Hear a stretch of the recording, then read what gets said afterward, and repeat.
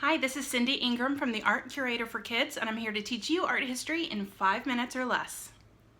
Today we're going to talk about the art from ancient Mesopotamia, specifically the Sumerian culture.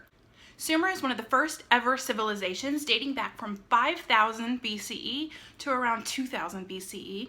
Sumer is located in Mesopotamia, which is current-day Iraq. There's two rivers that come up from the Persian Gulf, the Tigris and the Euphrates River, and Mesopotamia basically means between the rivers.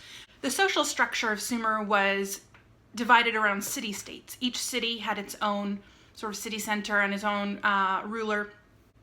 And the government of Sumer was a theocracy, meaning that God was the true ruler, and that the king or the leader on earth is someone who takes guidance from God.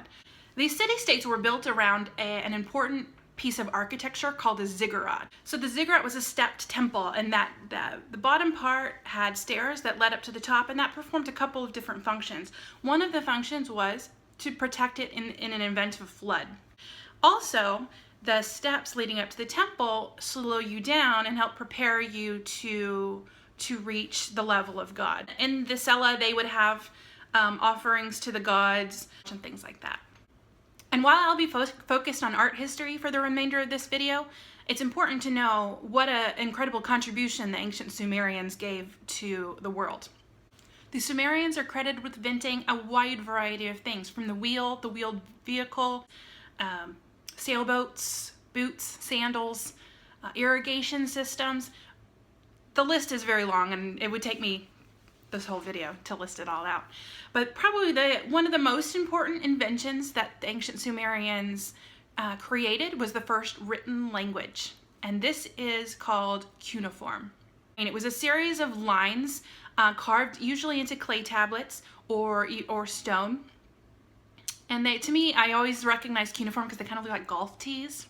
I don't know. But you can imagine, the first time to write something down, this is the first time we have history, written history, where we're not just making guesses about what happened. We can actually read what happened. Once they were able to sort of crack this language and translate it, we had a whole wealth of information about this culture.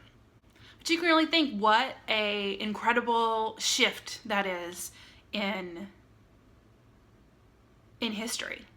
When teaching about the technology of the ancient Sumerians, I always like to show this artwork up here on the screen called the Standard of Ur. It's just basically a box with a mosaic on it. We don't really know why it was there or what it was used for.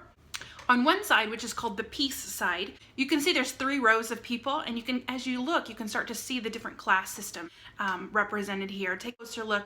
Notice that the people at the top are larger than the people at the bottom, and there's one person in particular who looks the largest, and he is clearly the ruler. They use something called hierarchical scale, which is showing the most important people large and the least important people small. They also represented people without realistic proportions. Just the heads are larger, and also the face is shown in profile, but then the shoulders are shown from the front, the torso is shown from the front, but then the knees and the feet are shown from the side. The back of the Standard of Ur is called the war side. Like you can see, it's filled with red. There's kind of some bloody scenes in there. We have some sort of war or battle has happened. There's a winner and a loser. The winning side is kind of polished and clean. Their clothes are kind of straight up and down. They're shown very uniform. But the other side is kind of disheveled and bloody, and it's kind of clear that those are the captives. Another artwork I love from ancient Sumer is the Tel Asmar Horde.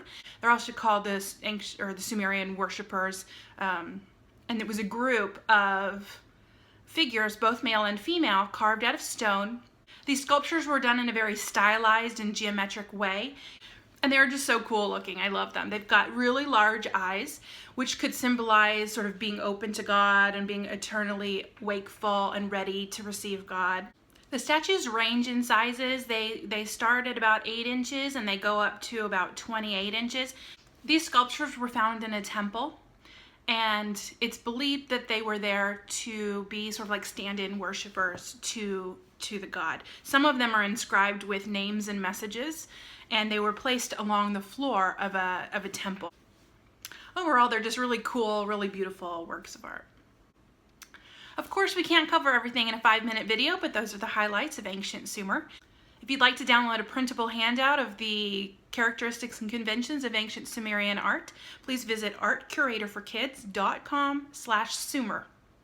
If you'd like to see more 5-minute art history videos, make sure you subscribe to my channel by clicking there. Thank you very much for watching. I'll see you again soon.